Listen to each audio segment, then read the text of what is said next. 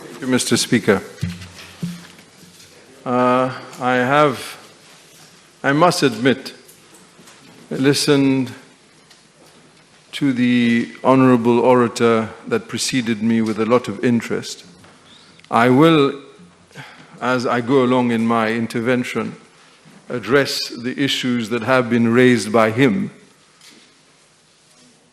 I prefer to park it, if I may, for a few minutes and call upon him for his patience, since I'm sure he wishes that I address certain of the points raised by him.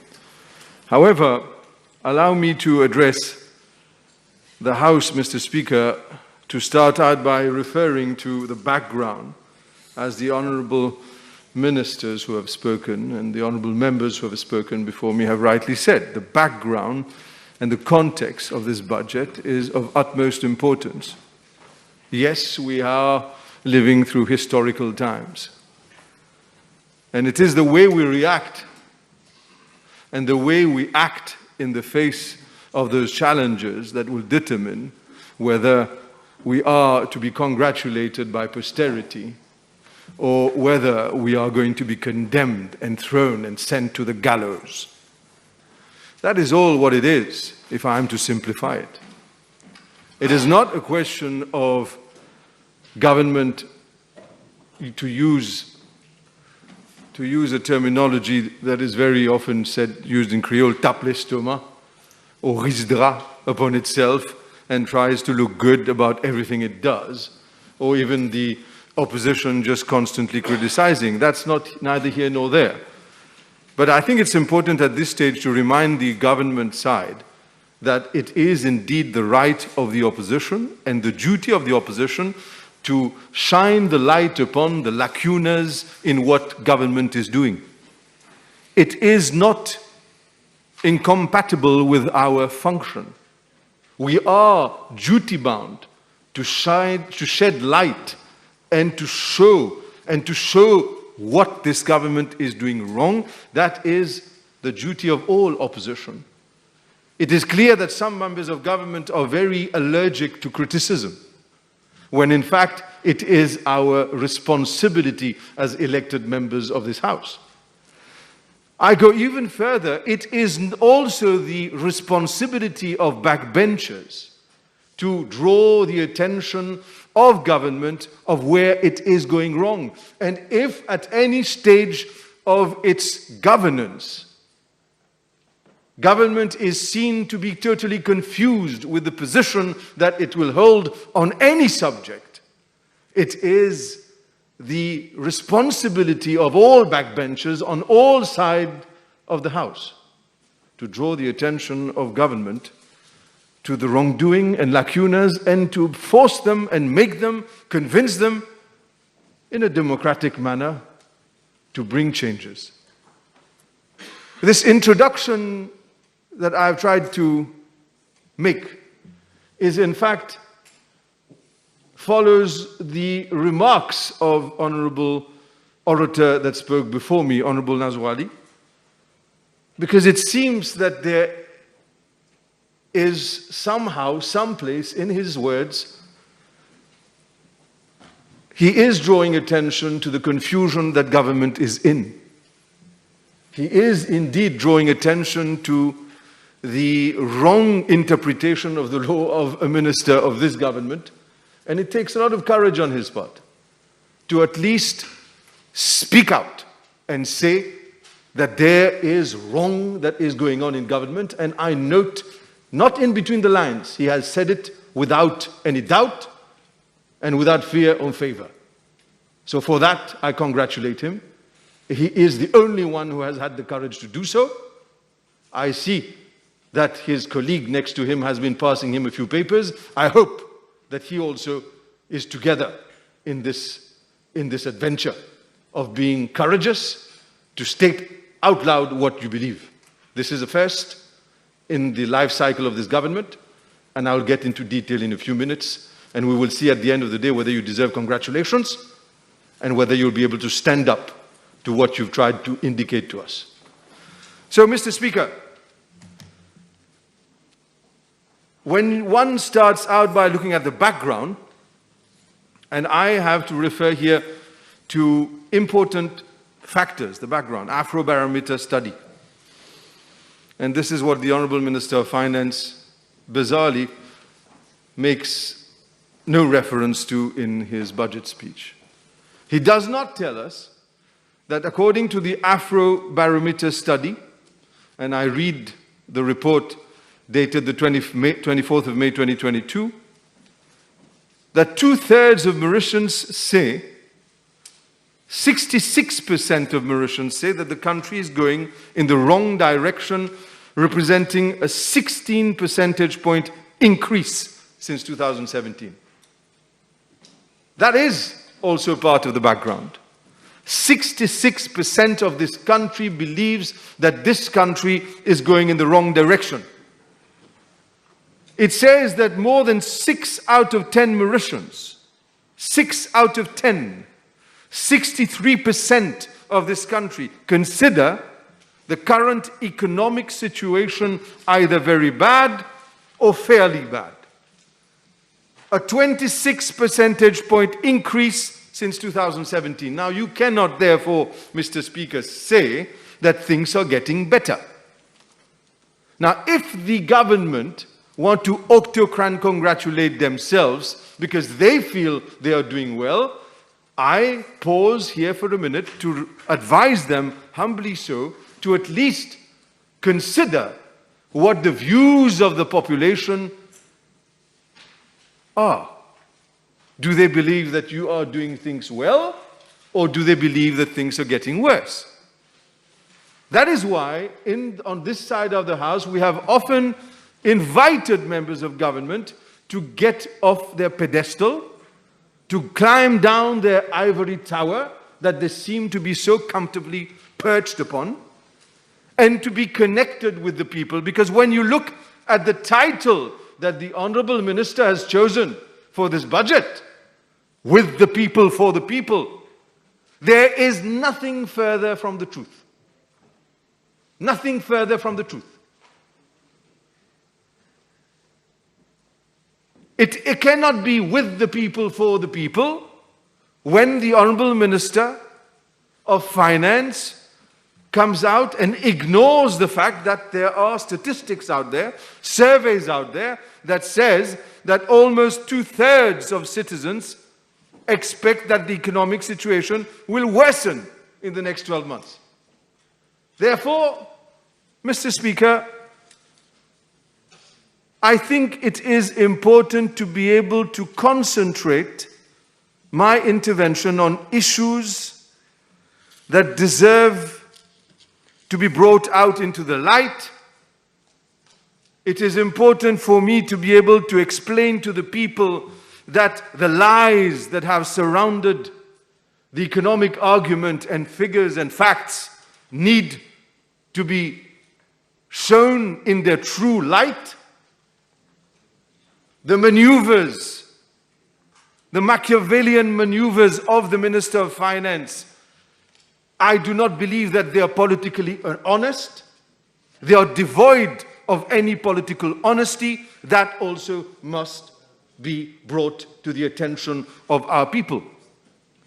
Let me start out by what he is offering, and he likes to auto-congratulate himself by saying that this government, and he tries to encenser le Premier Ministre in both languages, since he is very good at both of them, Molière and Shakespeare, and he encensait le Premier Ministre by saying to him, "It is all thanks to you, sir, that I have managed to come up with this budget. Without you, there is nothing. Without you, no one thinks on this side of the house. Without you, there are no ideas. Without you, there is no vision. We are nothing without you. You are on your own, one-man government." This is what he says. Et ce qui peut faire encore plus rire, ceux qui l'emboîtent le pas et lui disent à chaque fois en conclusion ou au milieu de leur discours, au début, qu'il faut encenser notre cher Premier ministre pour s'assurer sûrement de l'investiture aux prochaines élections. Mais laissons ça de côté pour un moment. So when he says that he is giving 1,000 rupees to our elderly as from the age of 60. And 65, another 1,000 rupees. One thing which I would love him to answer as, I believe, in my humble view, a very important question that I believe he should answer is why is it that he did not give any increase in pension to the elderly in 2020? Why is it that, oh yes, there was no increase? You see, you yourself don't seem to be aware, and that is quite worrying, my dear Minister. The Minister of Finance is not even aware that the orphans, the widows, the old age pensioners, back in 2020, were not even given a compensation increase that you have to get at the end of the year. December 2020, no compensation was given to widows. Why? No compensation was given to orphans. Why? Nothing was given to the old age pensioners in 2020. Why? In spite of the fact that it came immediately after the huge promises that were made during the election campaign of 2019. Let me go further and let me interrupt the thought process of the Honourable Minister of Finance for a little second and ask him, Mr. Speaker, sir, to answer the other question. Why is it that nothing was given to orphans in terms of compensation in 2021?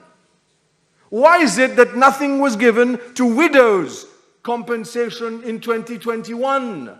Nothing was given to the old age pensioners in 2021. Why is it, sir, that nothing was in the offing for those categories of those citizens that today, for the first time, after an absence of 2 years, he says that they deserve the government's help?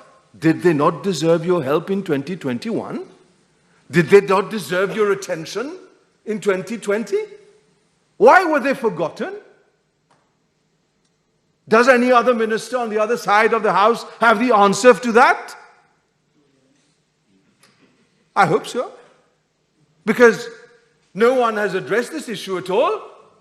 So if they were forgotten in 2020 and they were forgotten in 2021, and on average, they should have obtained at least 500 rupees in 2020. They should have obtained 500 rupees in 2021.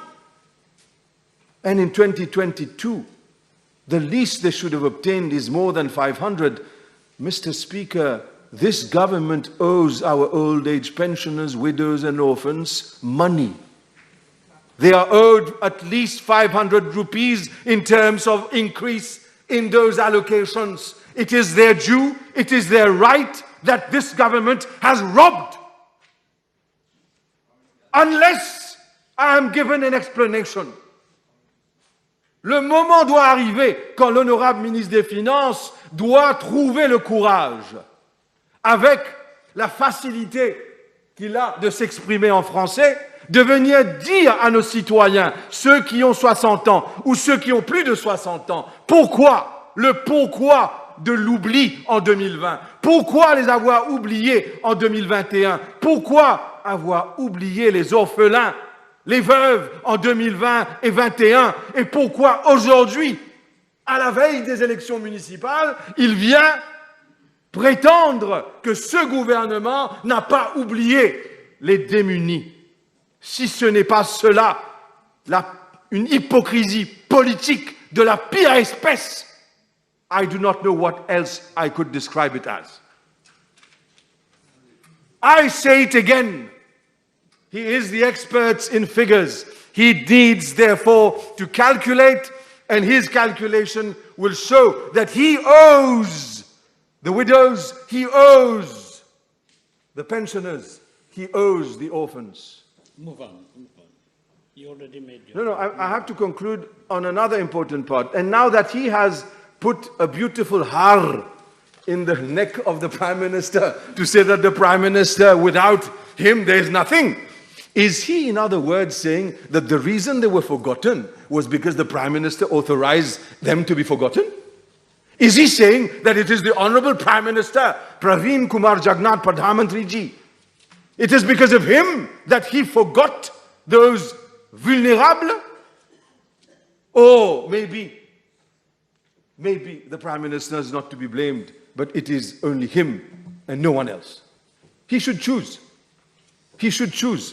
And I think the answer should be clear, without any long-winded explanation, without getting lost in translation. Let me go to the other issue of 1,000 rupees being given to those who are earning until up to 50,000 rupees. He is taking it from the CSG. The Honourable Minister of Finance clearly is a product of France.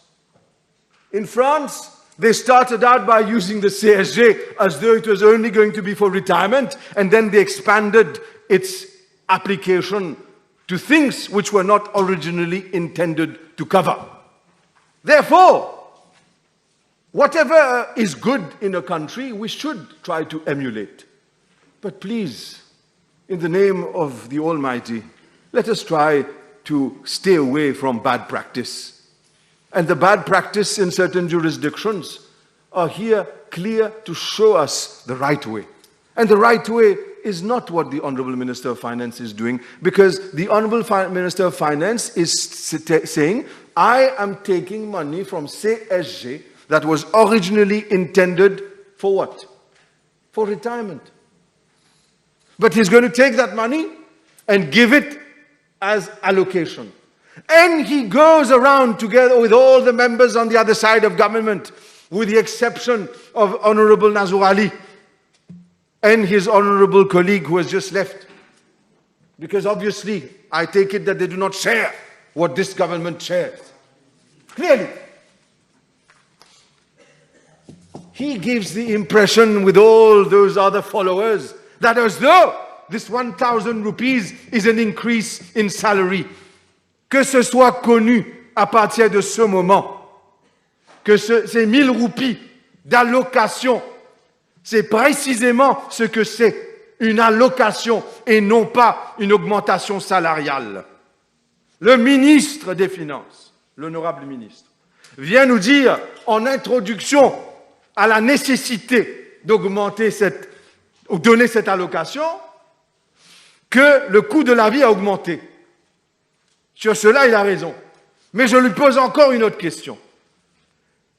Il n'était pas nécessaire, monsieur le ministre, d'attendre le budget pour venir soulager la souffrance du peuple mauricien. Pourquoi avoir attendu le budget? Je pose la question. Est-ce qu'il y avait une nécessité légale d'attendre le budget pour donner une allocation? Je connais la réponse. Non, il n'y avait pas de nécessité légale. Est-ce qu'il y avait une nécessité administrative d'attendre et de faire attendre la population pour donner les 1 000 roupies mensuelles? Non, il n'y avait pas de problème administratif. Le ministre des Finances aurait pu, il y a longtemps, plus de 3 ou 4 mois ou même 5 mois, donner cette allocation. Pourquoi alors avoir attendu? Si ce n'est simplement de s'acheter une virginité politique. Rien d'autre. Rien d'autre. La virginité politique, clairement, la crédibilité politique que ce gouvernement n'en a plus, le ministre des Finances se sert de stratagèmes, se sert de manœuvres que je dirais politiquement frauduleuses pour venir de l'avant, pour dire, voilà, c'est maintenant que je vais vous donner cet argent. Mais que la population le sache, ce n'est pas une augmentation salariale. Alors je pose la question, pourquoi ne pas avoir accordé dans le mois de juin, ou plutôt, comme je l'ai dit il y a quelques minutes, une augmentation salariale à tous ceux qui touchent moins de 50 000 roupies? Si le ministre des Finances reconnaît dans son discours, que ce soit en anglais, que ce soit dans la version anglaise ou la version française, qu'il y a eu effectivement une augmentation énorme du coût de la vie, pourquoi alors ne pas donner une augmentation salariale pour an increase in the basic salary, for it to be counted as an increase in remuneration? because this allocation is not to be equated with an increase in salary, Honorable Speaker. And this is where I call it, and why I call it, a fraud. It is a fraud because you make people believe that they are obtaining an increase in salary. No. It is a fraud because you give them what they have put aside. This money is not something that is from the consolidated fund. It is not from the pockets of members of government. It is not from any of their pockets. It is money that workers of this country have contributed in the CSG. Therefore, it is their own money that you are trying to be generous with. How much of a fraud is it quand quelqu'un essaye de se montrer généreux avec l'argent qui appartient à la personne qui l'a mis de côté, pas dans le fond, the consolidated fund. So then the question which the Honourable Minister of Finance will have to answer: what will happen in December when there has to be talks about compensation, annual compensation? What will happen? Is he saying that the cost of living is going to get better? The IMF says things will get bad. Economists say things will get bad. OECD says things will get bad. The World Bank says things will get bad. If things are going to get worse, the rates of interest are increasing in the States, the rates of interest increasing in Europe. The value of our currency will keep on going down. The price of commodities will keep on going up. The price of fuel will not go down. What will happen in December? Will you then ask the private sector, whom you seem so willing to protect at each and every angle and corner that you adopt, will you ask those patrons then to come and give that 1,000 rupees as from January 2023? And if not, why not? That is the question that the Honourable Minister of Finance has to answer. If not, why not? I say that as from now, I underline it again, we believe that yes, the prices of commodities have skyrocketed. Yes, the price of fuel has not been brought down. Yes, the price of fertilizers have increased the very next day of his presentation of the budget, the very next day. So things are not in control. And when I am to speak through you, Mr. Speaker, to the Honourable Minister of Finance, I'm appealing not to his political acumen. The issue here is not of getting re-elected. The issue is about saving the country. There is a stark difference between wanting to get re-elected and saving the country. Because if you want to get re-elected, this is the recipe that you have shown us, where there is, can you imagine, Mr. Speaker, let us, like any child listening to me today, any student listening to me today, go to the budget speech of the Honourable Minister of Finance, go to the English version, go to the French version, go control find the word productivity. You can't find it. Can you imagine a budget of the Minister of Finance after almost 2 years of problems because of COVID? The word productivity is not there. Can you imagine about efficiency, about production in the manufacturing sector when statistics show us that the statistics are so bad? IMF says we're doing badly when it comes to exports. The minister says we're doing very well. And the minister says nothing about efficiency. Honorable Bola made a speech just now about his ministry. Did he ever come up and tell us how this government is going to address the issue of lack of productivity and efficiency?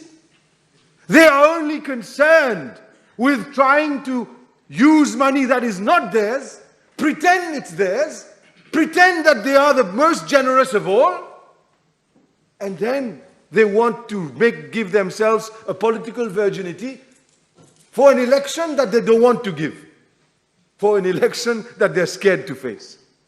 So this is the be-all and end-all of this government. Lack of vision, lack of strategy, l'audacité, il n'avait pas. Let me put the question to the Honourable Minister of Finance. If only I had the opportunity of cross-examining him one day, this would be the day I would enjoy my whole career as a politician, because he would be an easy witness. One thing I would like to ask him is the following. Do you think it's fair? Do you think it's fair to basically, when this, and I'm here speaking about the person who leaves his home, many leave their homes and go to work 4 or 5 in the morning, fishers, gardeners, artisans, ouvriers, those who work part-time. Do you think it's fair that they are victim of a regressive taxation, which is called VAT? VAT on fuel that this government refuses to reduce? Do you know that the inflationary pressure on the rise is contributed to a certain extent by the policy of this government, not to bring down the price of fuel? Let us imagine the inflationary pressure, the effect of the increase of price of fuel on this little simple man or woman going to work that earns maybe not even more than 11,000 rupees a month. Let's imagine that man, that woman, that citizen going to work, and the price of increase of fuel on that person, the effect it has on that person, as opposed to one of the ministers, or even myself, or even the members of parliament here, or even you, Mr. Speaker, or even the president, or even the prime minister, or even the head of a private company, the CEO of one of the listed companies. Do you know the difference? The difference is, for those who can afford it, they don't care that it increases, because it is most probably not even them paying for the fuel. But for those who can't afford it, it means the world to them. The fact that you refuse to recognize that this has to be brought down. Why not follow the good example set in India? Why do you always talk about India as being the be-all and end-all of your policy, internal and external? But when it comes to following good practice, you turn a blind eye. In doing so, you turn a blind eye to the suffering of the people, the little men, the women of this country who cannot joindre les deux bouts. I plead to this government to bring down the price of fuel, and it follows my plea that they should also consider that this 1,000 rupees, even though it is insufficient, that it should also be indexed as their salary increase and not an allocation. Because when the man and woman goes to the bank at the end of the month, he wants to take a loan, he wants to take a loan or an overdraft facility. The bank will tell him, vous n'avez pas eu d'augmentation salariale, monsieur ou madame. Ce que le gouvernement prétend est faux. Ce que le gouvernement prétend est mensonge. Parce qu'il n'y a pas eu... Yes? Move on, move on. Move on, move on. Move on from where? You are repeating your argument. Madam Clerk, could you please read that part of the standing order, not to repeat arguments? I know standing orders. Before you read it, I know it better. Okay. So I will follow what you say. I'll follow on. what you say. I'll move on. I'll say it in French now. So what I'm saying is, we need to recognize the suffering of the people. And I know that obviously standing orders, Mr. Speaker, say that cannot be repetitive. I totally agree with you. But then again, if I have to repeat myself for people to understand that suffering cannot be ignored, I'm sure you will understand. I'm sure you will. There's no but. 30 minutes left. I've got 30 minutes left, and there's more to say, don't worry. Anyway, so let me come now to another issue, which is corruption. The report of the PAC that is chaired by Honorable Utim and all the members therein did a fantastic job. I talked about that recently in one of my interventions. The report of the Director of Audit, also a fantastic job. Why is it that, and that's another question for the Minister, why is it that this budget makes no room and no provision for any mechanism whatsoever to identify the wrongs? Not one wrong, many wrongs. The reports make reference to violation of public procurement law. The reports make reference to clear acts of corruption. The reports make reference to clear, purposeful absence of transparency and accountability. Why is it that the Honourable Minister of Finance, in the process of preparing this budget, that is indeed a historical one, why is it that he forgets that there is the urgent need to address those lacunas, those manquements, referred to clearly and distinctly in those two reports? Why? Why does he try to pretend that those facts do not exist? Why is he ignoring the mess that exists in the Ministry of Health? Why is he ignoring the reports and the fingers of blame pointing at the Ministry of Health and those administering that ministry and officers within that ministry when it comes to procurement? Why does he ignore it? Why does he turn a blind eye to that? Why is it that he refuses to recognize that this government is losing the fight against corruption, but nay, is even helping to further the fight against corruption? Oh, not the fight, but the defeat against corruption. This is what this government is furthering us into.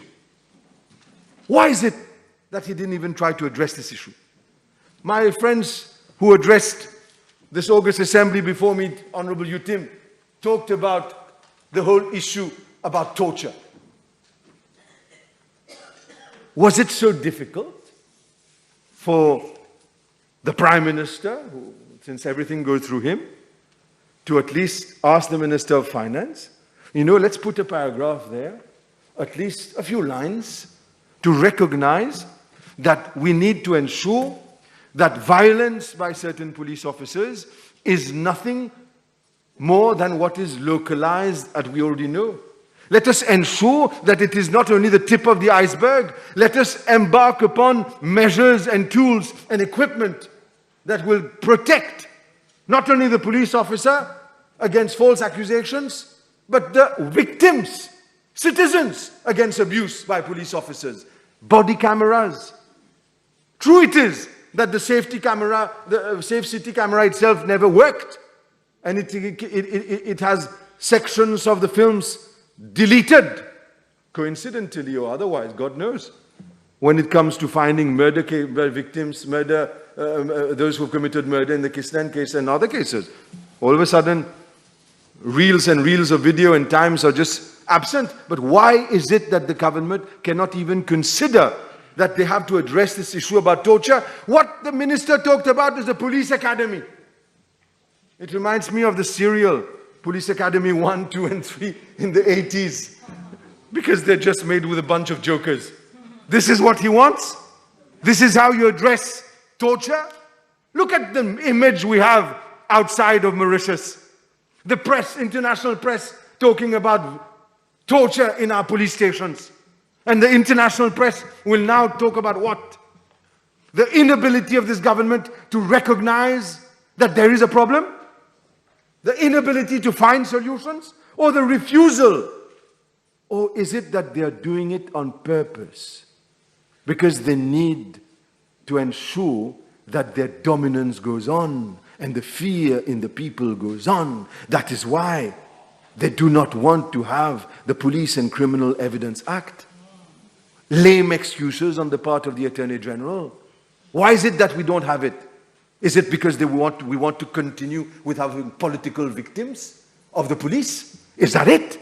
Arrest people and then pretend to inquire because Lord said no? This is why? I know that very often when, I'm sure the Honourable Minister of Finance, Mr. Speaker, will recognize that when Shakespeare says something is rotten in the state of Denmark, I'm sure that he can smell the rot in Mauritius right now. And it is on his side of the house. Let me say that, on his side of the house. Is it fair to ask someone to pay the same price for fuel à la pompe qui n'a même pas plus que 10 000 roupies par mois, il doit aller travailler. Il va payer le prix, le même prix que vous les ministres, nous les députés, les PDG des sociétés privées. Is that normal? Is it normal that we pay the same price? And I would like him to answer that. Is it fair that we pay the same price for one Bourbon gas? They love to regurgitate. We put on the subsidy, but you're subsidizing the rich as well. You're subsidizing the millionaires. You are asking them to pay the same price for gas as the poor. Is this fair? You will say, but when you were in government, you did the same thing. But when we were in government, we did not live through the crisis that we're living through now. We have not seen this level of indebtedness that this country is now living through. We have not known it. Therefore, it is urgent for us to be able to think en dehors du boîte, as my honorable friend Lomesh Bandu used to say. It is important to think outside of the box. Come up with measures that are daring and not only for your political survival. The difference between a politician and a leader. Choose to be a leader and not a politician. Mr. Speaker, sir, he says he wants to protect the employees. He says, empty slogan, vide de sens, ou maybe il ne connaît même pas le sens de ce qu'il dit. With the people, for the people. I'm going to demonstrate now, again, why I believe that he does not say what he believes, or maybe he doesn't understand what he says. With the people? The Director of Audit's report, page 344 and 345. Ou maybe the Honorable Minister of Finance n'est pas vraiment concerné par ce qu'il y a dans le rapport du directeur de l'audit. À la note 29.2, pension funds. 72 public sector bodies record deficits totaling 33.3 billion. I quote, at paragraph 24.2 of my audit report for the financial year 2019-2020, I pointed out that the financial statements of 63 public sector bodies submitted to the National Audit Office showed that pension funds under their defined benefits pension plans were running deficits totaling 26 billion as at 30th of June 2019. A follow-up exercise was carried out based on financial statements submitted as at the 30th of June 2020 to my office. The financial statements of 72 public sector bodies as at the 30th of June 2020 showed an aggregate deficit of 33.3 billion rupees. The Minister of Finance, Mr. Speaker, says, with the people, for the people. Were you with the people when you ignored this in 2020? I wasn't Minister of Finance.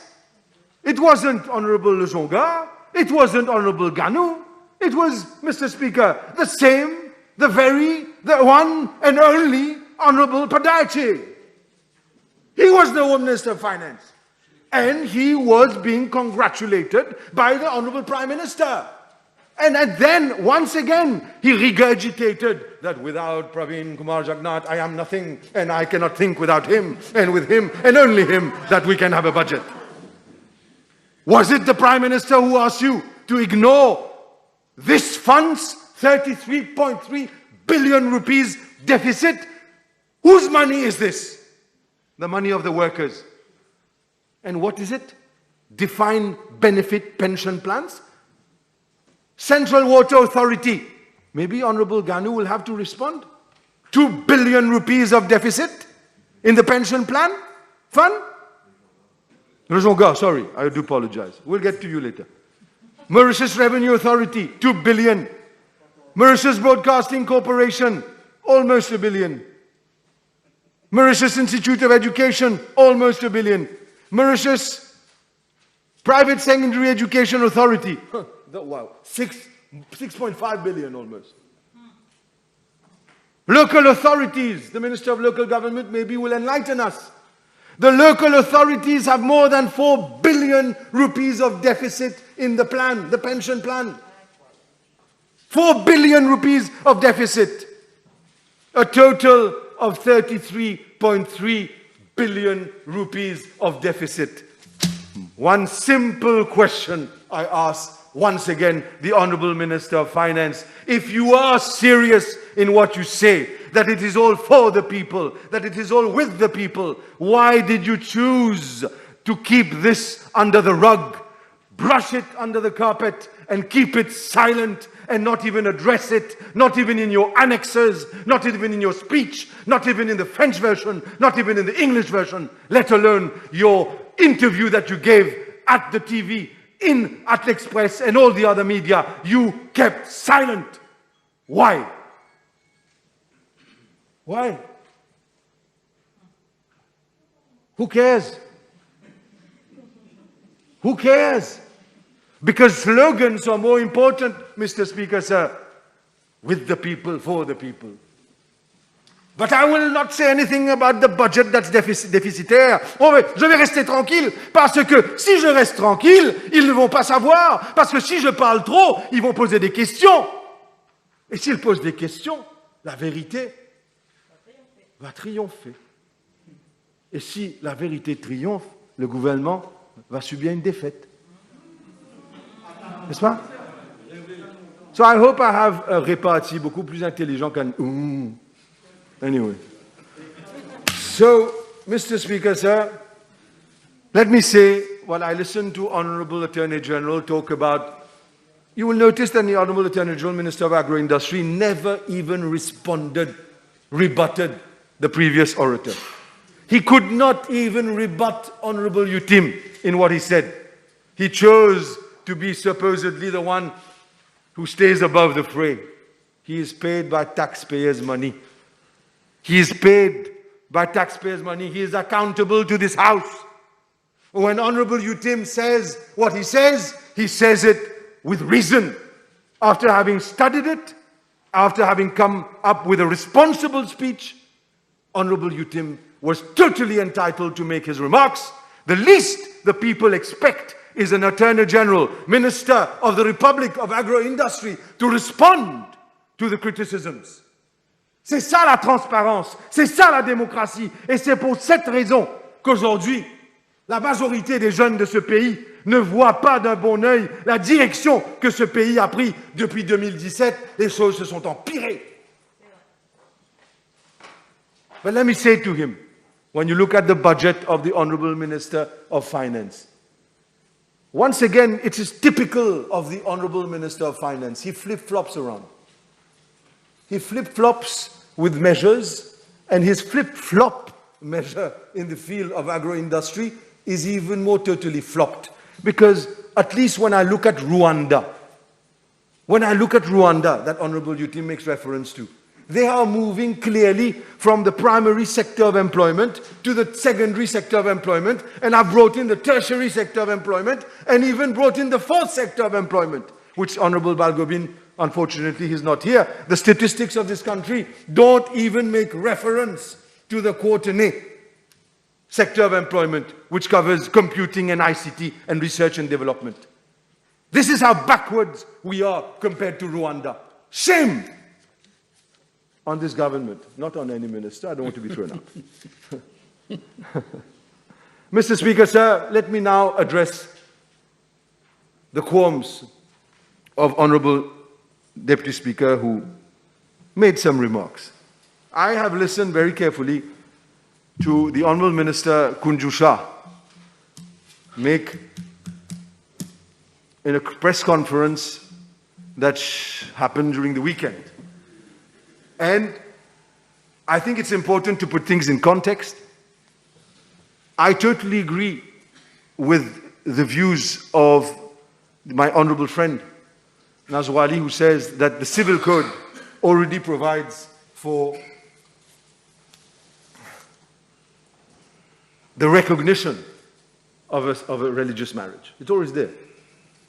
And the reason it was there, ever back since 1982, since 1982, because this is when it was brought in, 1981, I apologize, 1981. It was when Shakeel Mohammed brought it into the civil code following a promise that he had made to late Sir Abdul Razak Mohammed at the time of elections for independence. It took the time that it took, but the promise was kept by Sir Siusagar Ramgulam in 1981. It was blown away in 1987 by Sir Anirudh Jagnat. It was blown to smithereens in 1987. I remember Honorable Ganu making speeches, and he himself was on the right side of the House when he criticized the wrong move of 1987.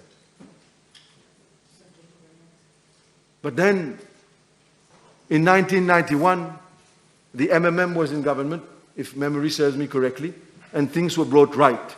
The MMM could make the MSM see straight. Then, now we come up with myself, Honorable Mohammed, Osman Mohammed, myself and other members, many times who put questions. In 2014, the law was amended to allow those who were late to register and to benefit from the mistake and blunder of Sir Anirudh Jagnat MSM government in 1987. The law was amended by way of regulations. And then we come to today. But before we come to today, many times we put questions. When we put questions, the only one who was sympathetic to it was from the question of Honorable Osman Mohammed, was the Honorable Minister of Finance presently. But Honorable Gayan, Honorable Sina Tambou, ministers of the previous MSM government until 2019, were totally réfractaires and said, no way. We will refuse to correct the mistake committed in 1987. And those on the other side, some of them know what I'm talking about. But now, when you look at what Honorable Kunju Shah has said, because before we get there, maybe a minister of the Republic who is not even aware what the law says today is dangerous, in fact. So that is why I am quite confused. No, sorry, I do apologize. The government is confused. Because the position that is adopted by Honorable Kunju Shah is as follows. I read what is reported and what she said. Lorsqu'un homme marié, I quote, peu importe de quelle communauté, décède, son épouse percevra une pension de 9 000 roupies. Now, she doesn't deserve a medal there because that's the law. She's not nothing new. But she goes on to say, s'il y en a des madames, pas des madames qui pour gagner 9 000 chacun. Cette somme sera ensuite divisée entre les deux veuves. Garde ça bien en tête qui a dit, grâce à ça, mesures-là, nous, corrige l'injustice incroyable contre sa madame là. But what she fails to understand is l'injustice that she makes reference to was en 1987, par Anirudh Jagnat, Prime Minister. What she fails to do, you see, maybe she's given a speech to read and she doesn't even know the facts and the intricacies of it, les tenants et les aboutissants, so she doesn't know history. The reason why the Muslim Family Council came into being and it was corrected in 1991, MMM was in power. That is the reason. I always have to say that is the truth. So, when she says now that une pension de 9 000 roupies, s'il y a 3 femmes qui sont mariées religieusement à un homme, va être divisée en 3, but she doesn't know what the law says. The law says that in the Civil Code, in the Civil Status Act, which is law today, all women married religiously or civilly are considered to be married. As long as for the religious one, it is registered at the Muslim Family Council. Simple. So every single person in Mauritius who have a simple notion of what reading the law is about knows what the law is. There is no issue there. So what the Honorable Minister Kunju Shah has done is take the situation of the law today, which entitles every single woman who is married religiously. If a man is married to 4, he has 4 religious wives, they are all 4 entitled to pension of 9,000 rupees each. That is the law today. And this is not, she seems not even to be aware of. And that is why I am saying that there seems to be a total mess in the government because Honorable Nazir Ali is totally right when it comes to his interpretation of things. He's a lawyer, he knows. But the Honorable Minister Kunjusha, being a minister, I presume, should have advisors. I take it that she is not the minister responsible for the issue. But if what she is saying becomes truth, then there is nothing that is being corrected. In fact, it is being made worse. So I think that, as the English language says, they should stop getting their knickers in a twist and try to come up with a bloody solution when it comes to what the reality of the law is today, and not basically say anything that comes from the top of their head simply to cow and bow to extremist right movement that have a problem with equality of the law. The difference between Sir Siusagar Ramgoolam, who in 1981 understood and implemented, as opposed to what the mess and the confusion in government today, is stark. C'est ça la différence entre le Parti travailliste et le MSM. Le Parti travailliste avait promis la communauté musulmane, loin à l'époque des discussions de l'indépendance, entre Sir Siusagar Ramgoolam et Sir Abdul Razak Mohammed, que this would be fact in our civil law. It was brought in our civil law in 1981 after the death of Sir Abdul Razak Mohammed. But today, Honorable Kunjusha wants to take us back before the time of colonial days. This would not be correcting wrong. It would be bringing us to another epoch. So I am convinced, therefore, Mr. Speaker, sir, when I listen to Honorable Minister Kunjusha, that her words are dangerous. Her words are devoid of any logic. And for a minister of the Republic to have said what she has said, it was an insult to our law as it stands today. And that is the danger. And I am of the humble view that the Prime Minister should call her to order. It is not a question about going to make certain extreme right movement happy, and then she's going to just try to hatch something that comes out, and I don't mean egg and omelette here, I just mean she hatched an idea. It's not the point. On ne peut pas perpétuellement être sur une boîte de savon. One has to know when one is going to open one's mouth what the law is and not speak nonsense. That is what the responsibility of a minister is. And the responsibility of a prime minister is very simple: to ensure that the continuity of the law. The law is that religious marriages are recognized, full stop. And all those widows, they have been disappearing, but you do know how many of them have not been paid les arriérages de pension? And you are saying as a government that you're going to come and correct a wrong committed by the MSM itself, but this government today has a minister that wants to take us to the time pre-independence. Courage aux backbenchers qui ont eu le toupet au moins et l'intelligence de se prononcer contre ce qu'elle a dit. Mais ce qui est grave, c'est que this government refuses to recognize that all those widows and their children that have grown up without being paid this due, there's arriérage that is due to them. If I am to listen to the Honorable Minister Kunjusha, those women are not equal, don't have equal rights. Those women are not to be recognized. And let me finish on the speech that was given in South Africa by Mahatma Gandhi when he was a young lawyer fighting against British colonialism. At a time when the British colonialists refused to recognize Hindu religious marriages, Muslim religious marriages, he stood up in a gathering and said,